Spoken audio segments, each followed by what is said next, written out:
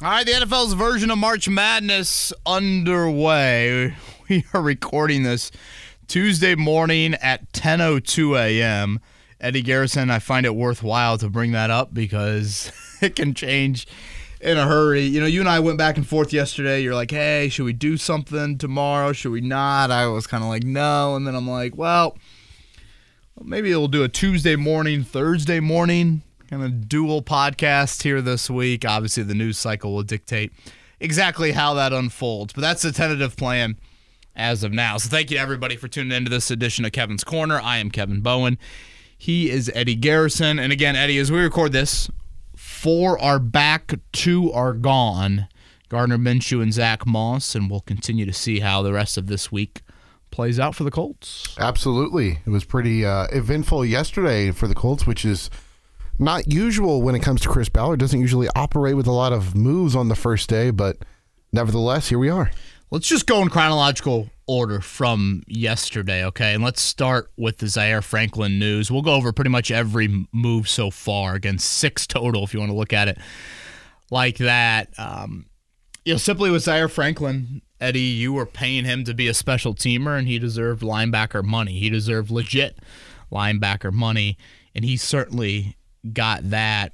You know, you can make the business analogy of in your company, you asked the guy and he came on as doing one thing in the marketing department, and now you're throwing sales stuff on him. Well, when are you going to start paying him like the sales guy? And, you know, Zaire was going into a contract year next season. So this is very similar to what we saw with, you know, reward your own before the final year of their rookie deal. That's the popular thing. And this is reward your own in the final year, going into the final year of his second contract. Eddie, it's a hell of a story. You know, 7th-round picks that turn into 9-year guys for you don't happen often. If Zaire Franklin plays out this contract, that will be the case. And, you know, it's weird when you think about Gus Bradley's arrival sparked an opportunity for Zaire Franklin, but so did kind of the Shaq Leonard demise. You know, both of those kind of played hand in hand when you see the now expanded role for Franklin. He stands for everything you want to be about. And again, we'll see how things play out for Kenny Moore and Julian Blackmon. But Eddie, I don't see a lot of veteran voices in the back end of that group. And you know, you could even throw linebacker in there as well. So I think making sure that not only you have Zaire, which again, it's not like he was going anywhere, but you pay him and reward him for what he's done. To me, it makes total sense. Yeah, absolutely. And I'm just glad that they were able to hammer that away before, you know, the end of the season, and we start speculating, oh, Zaire coming back? Is Zaire going to be a free agent or anything like that? So this does not take effect until 2025, so it does not count towards this season. In terms of the salary cap, just thought I would throw that note out there. And if you look at his contracts, Eddie, 4 for $2.5 million as that 7th-round pick, 4 years, $2.5 million, 3 for $10 million in 2022, and then this one, 3 for $31.5 million. Next one was Pittman. Does that sound right? That is correct. Isn't it crazy for me to still think that Zaire Franklin's on a steal of a contract? Yeah, to me it's not. You know, and the linebacker money's been reallocated a little bit. You know, when you had Leonard, and if you would have paid Okereke, you know, a second contract, that would have been pricey. But no, I think he really brings a lot to the table. Not just, you know, whistle the whistle for him, or should I say snap the whistle. Michael Pittman Jr., 3 for $71.5 million, 46 guaranteed. Again, the franchise tag just simply disappears here. You know, I had mentioned to you, Eddie, last week, early May is kind of where I would like to see it, just so it would leave you the flexibility in March and April if something would bubble to the surface that you'd want to jump on and you felt like was really intriguing. I understand the reasoning to want to get it done sooner, and who knows, maybe nothing would have arisen for the Colts, or I should say league-wide, that would pique the Colts' interest. I think what this does do, and I know when I say this, it doesn't sound like the greatest Pittman compliment, but I do want to make sure, like, I think he should be complimented for it. What you've done with this move, Eddie, is you have given Anthony Richardson a hardworking, consistent weapon during his most formative years.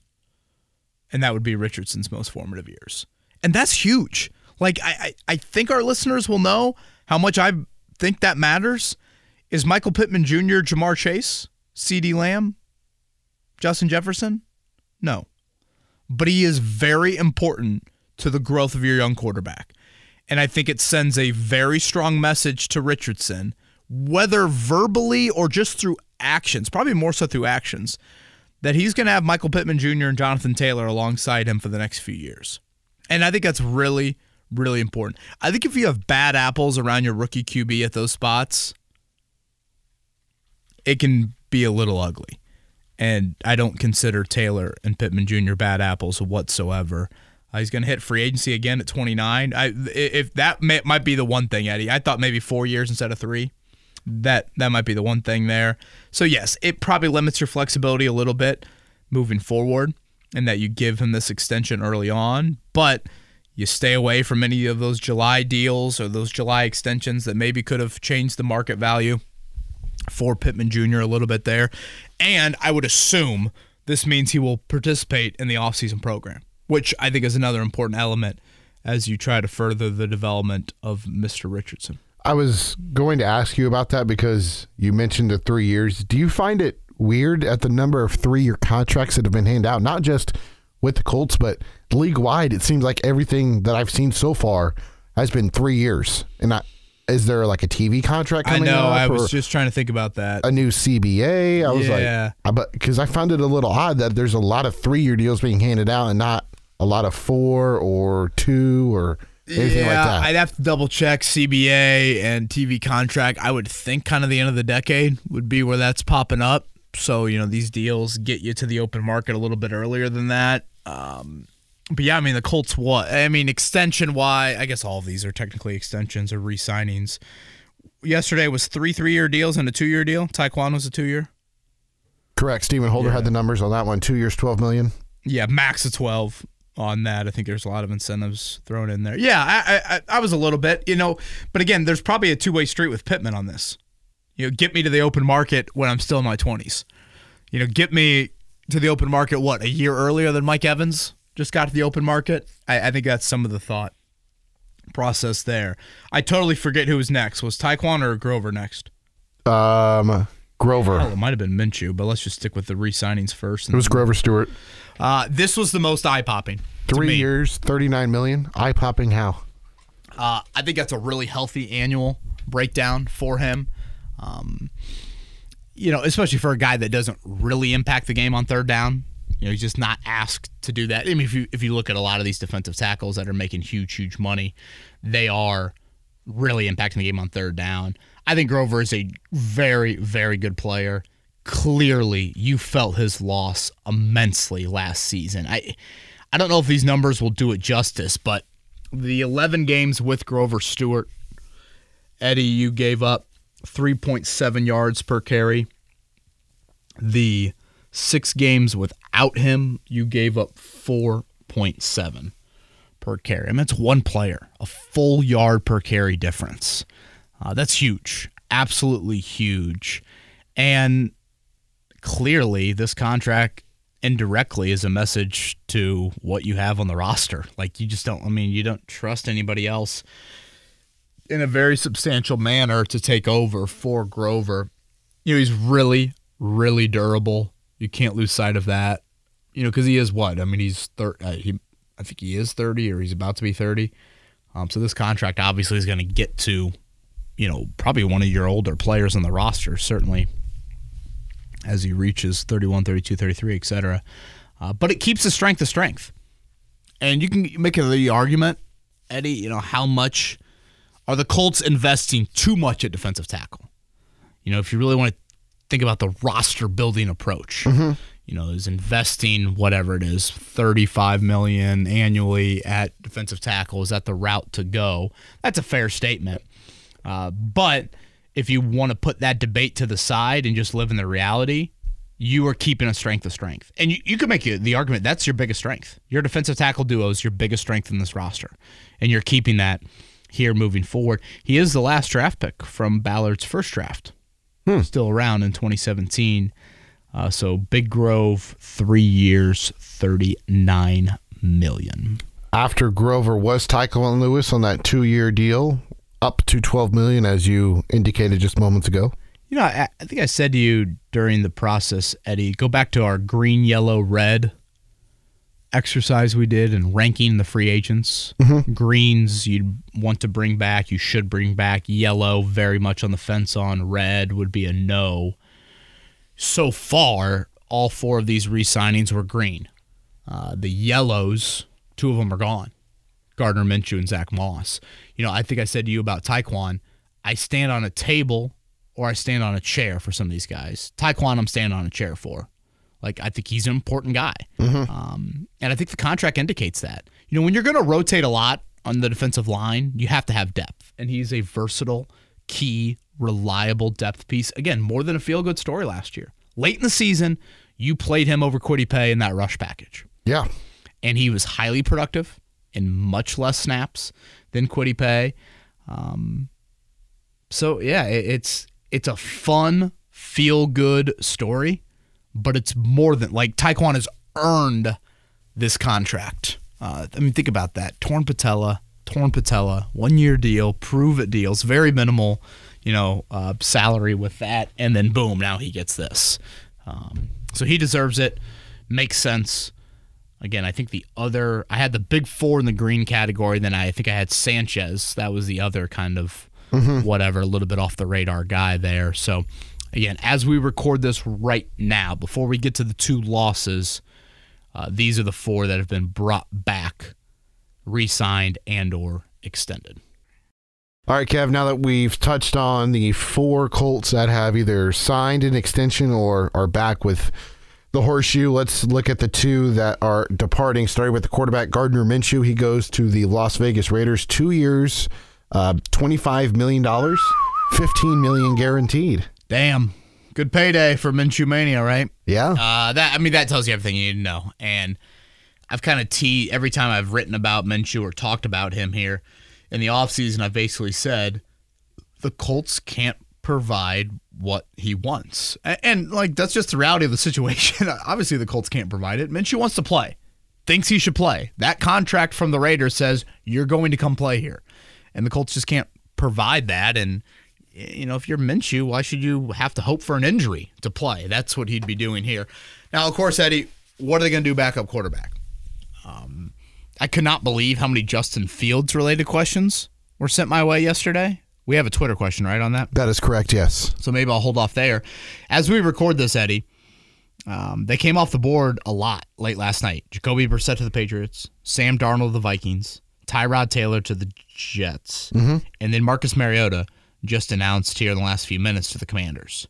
So if you look at a list, Josh Dobbs, Joe Flacco, Jimmy G, Ryan Tannehill, Tyler Huntley, Jameis, Carson Wentz, Carson bleepin' Wentz, maybe.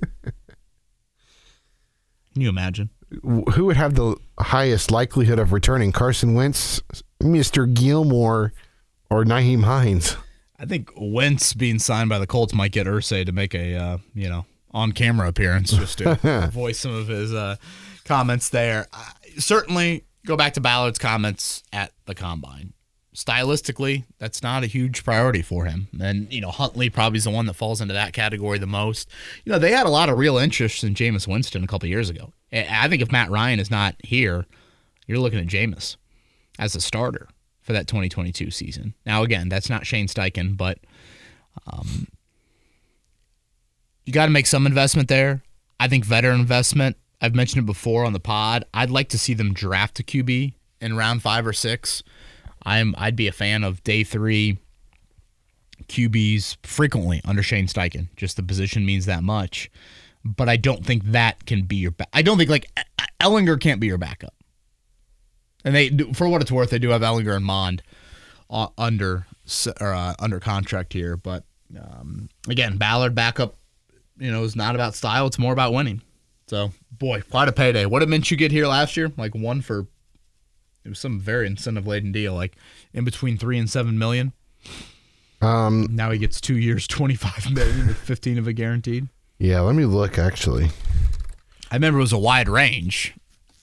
obviously playing time incentives were huge within that contract. Let's end with Zack Moss. Again, late last night. That would be Monday evening. Moss to the Bengals, 2 years, $8 million. I had him in the yellow category. Like, Eddie, I just don't. I said this morning on a radio show, I kind of poo-pooed the idea of investing majorly at backup running back, and a lot of people didn't like that. And, Jonathan Taylor, he could get hurt, blah, blah, blah. You can't invest everywhere with a notable, significant resource. That's just not the reality of how the salary cap works. There are some places you've got to pinch, and I view backup running back as a place where you have to pinch. And it's a two-way street as well. I don't think Moss knows the writing on the wall. He has to have an injury for him to really get a ton of carries here. Trey Sermon's a restricted free agent. Tyler Goodson's under contract. Evan Hall's under contract. Throw a day 3 pick into that group. I don't think it's the end of the world. That group behind Taylor. That position, arguably more than any other on the roster, has proved, or across the NFL, has proven to be, you can get some stopgaps there. And the Jonathan Williams of the world and that sort of thing.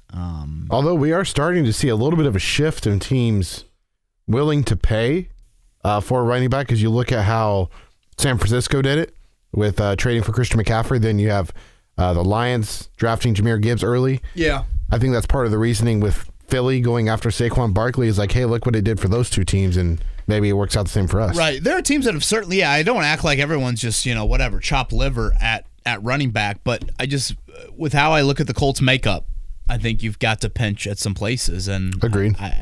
And then there's also the reality of a running back out there. Why would you necessarily want to walk into this situation if you think that, Taylor, of course, is the bell cow, which there's undeniably that he is that, if healthy there. So, again, we are recording this late Tuesday morning, and so far, 4 are returning, 2 are gone. Eddie Garrison, unless we missed anything else, should we head to Twitter questions? Let's do it. Let's start it off with Rodeo Dan. I love it. He sent this in to me. I like to party with this man. I know, right? He says, hey, Eddie, I have a question for you and Kevin. What are your thoughts on potentially trading for Justin Fields to back up Anthony Richardson? Thanks for all the work you put into the podcast. Greetings from Germany. Whoa. Radio Dan from Germany? Rodeo Dan. Rodeo Dan from Germany. That doesn't add up. I wonder if him and Heinrich's from Germany, right? Our other loyal listener? Yeah, I was going to get, I thought maybe Finland. Yeah, that sounds about right. Yeah. Shout out to all of our European listeners. Heinrich. Shout out to all of our international listeners. We greatly, greatly appreciate it. Okay, let me start here on Justin Fields, Eddie, because like I said earlier, this was such a popular question I got yesterday. Why would Justin Fields want to come here? That's a good question, and yes, Heinrich is from Finland. Shout out to the Finnish hockey team. I always feel like they're good in the Olympics. They're probably good at like hockey and what's the other one? Curling. Nordic skiing. Curling. Bobsled. Yeah. Why would Justin Fields come here?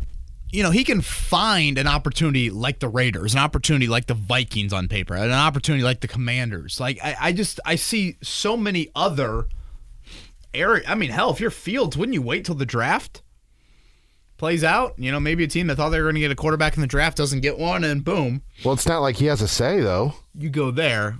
Well, yeah, I guess it depends how the Bears are treated. The Bears act like they are going to be very cordial with him throughout this process.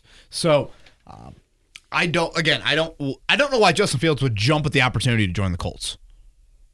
Like, Justin Fields feels like he still, A, should be a starter, or B, again, be in that situation where, like, he's competing for a job. That's not happening here. The other thing with the Fields thing,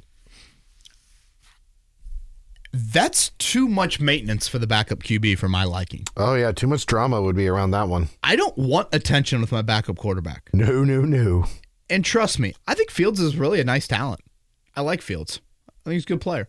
I think he deserves a chance somewhere. To be the backup, though, and this is my opinion, you've got to accept the role. You've got to realize you're teacher first. You need to help out what we've got as the starter. Matt Hasselbeck to Andrew Luck. That sort of feel to it. That's what I think you have to have. And Fields would just bring so much attention and focus. And Eddie, that first time Anthony Richardson gets hurt and Fields goes in there, and if he plays well, now you've got a 3-alarm fire. Mm-hmm. Now it's all of a sudden a lot. And some would say, well, it's a good problem to have. And I think when you take a swing at quarterback, you've got to make sure that you support that QB. And the easy answer to supporting is what we've talked about for weeks now, and that's with personnel. That's with weapons. That's with, whatever, strong O-line, consistent offensive coaching staff, et cetera, et cetera. I think you also have got to support it with your backup QB and making sure that your starter's in an environment that he feels comfortable. Yeah. That would just be awkward for Richardson as well. And maybe I'm putting too much into the atmosphere and the environment in that room. But even if you want to play out the hypothetical of like Justin Fields wants to be here and this is his only option, yeah, I can't go there on it. Are you a Fields fan? I like Justin Fields, but I guess in this situation, are you? No. I don't want that drama because the other part of it too is like if Richardson's out there and he's not playing well, it's like, all right, we've got this guy. He's an immense talent. He's got a great arm. He's very mobile. He can play a very similar role within the Colts offense as Richardson, and he's got more experience than Anthony Richardson. So, hey, then all of a sudden the fans start chanting for Justin Fields and wanting Justin Fields because Anthony Richardson's not playing well. Yeah, again, I understand the question, but I don't want General Hospital Days of Our Lives type soap opera at my backup QB spot. Haven't we had enough of that already? And that's just and I'm not saying, I don't mean it by saying like Fields is a bad human or like it'd be the same thing. It goes back to like signing Tebow almost. You just bring a bunch of random cameras in there, and with Fields, you just bring a whole lot of attention there. So I would say no on that end. How I view quarterback is this. I draft one day 3, round 5, round 6. I'd sign a veteran. I've probably seen enough of Ellinger. Not the end of the world if you keep him around, but that's how I would move further with the QB position, or move forward with the QB position. Only 2 questions left, a very light Twitter question section in today's podcast. Gavin and Gary are up next. Gavin first. Question for the next pod. What do you make of the safety market this year with all these impact players being released, and how do you think that impacts the Colts' plans at safety? If the price is right, do you see a world where the Colts could re-sign Julian Blackmon and bring in a top-tier safety? I think that would be a huge help to a young secondary. Love the pod, and thanks to both of you. Gavin, thank you for that. How I view defensive backfield secondary like this, I view it like this, Eddie. I think you need to make 3 moves there. 3 notable moves. And that could be a Kenny Moore, Julian Blackmon re-sign, plus another move. I think outside corner would be the area that I would look at. But that's how I kind of view that back end here. Are you going through a midlife crisis over there? Your hat's on, like you're about to go drop some bars in the studio. Oh, well, I'm using the Steph Curry approach. I'm not putting the mouth guard fully in. I'm putting the hat fully on sometimes and taking it off sometimes. Okay. Yeah. I thought you were going through a midlife crisis over there. No, well, I probably am, but just not on that. Okay. I would say no position has changed more than safety in the last 2 weeks, just with how many guys now ended up as free agents. Now, we saw the Xavier McKinney signing yesterday. That's a lot of money. Yeah, and I think that will now start the domino there. I like Blackmon a lot. I mean, certainly. But it's a proven position around the league, and the Colts are an example of it, of you can find short term. You can Band-Aid it a little bit. So Blackmon is the one I've always probably been the biggest torn on of these 4 guys. I felt like Stewart would be back. I feel like Moore will be back. We'll see how that plays out. Blackmon is the one that I'm kind of up in the air on for many reasons. His injury history, that position in general. You have a little bit there on the roster. You've got nothing at nickel corner, nothing at defensive tackle if you were going to move on from Grover or Kenny there. So, yeah, that's how I kind of view it. Bringing in Blackmon and a top-tier safety, what would that mean for Nick Cross? Maybe Nick Cross hasn't earned the right to be viewed in that sort of situation. which I could totally understand that conversation. But I really like Julian Blackmon. I'm very interested to see how the Colts handle the secondary here in the next few days. What about the Indy native, Jeremy Chin? Jeremy Chin, yeah. Probably more physical of a presence. I mean, certainly body-wise, he has the look of a safety more than Julian. You can probably look at him and honestly think a little bit of corner background. Yeah, I mean, Chin would be a name that I probably would rather see them invest more at corner than safety, like if you're going to make that sort of signing. And really, we haven't seen the corner market take off yet. What happens with L'Jarius Sneed? Like, that Sneed news and the interest of that happened last week. Like, I do think there's legit interest from the Colts. I do think that Chris Ballard feels a little bit of warmth. We've done the seat warmer analogy before, the 1, 2, and 3 levels to it. I think that thing is on. Now again, which level? I would say it's definitely on that second level. And again, that is, I think, internally, that thought is there. That's not my opinion on it. I'm trying to separate my opinion from how I think the Colts view it. And I just think with how corner played out last season, it's important not only to have the quantity of bodies there. I feel like at times you almost ran out last year, but also have some quality there. And just a veteran presence would make some sense. So, we'll see how all of that unfolds. Final Twitter question is from Gary. Are you sure we don't need to be pumping the brakes on Anthony Richardson? While fans have every reason to like the potential, who's to, with great assurance, say he's not Justin Fields. It seems like everyone is worried about the injuries and not enough about whether after the very few snaps he has played at quarterback at any level that he's the franchise savior. I'm hopeful, but I'm not convinced. On the other hand, it seems like everyone is let's run Alec Pierce out of town.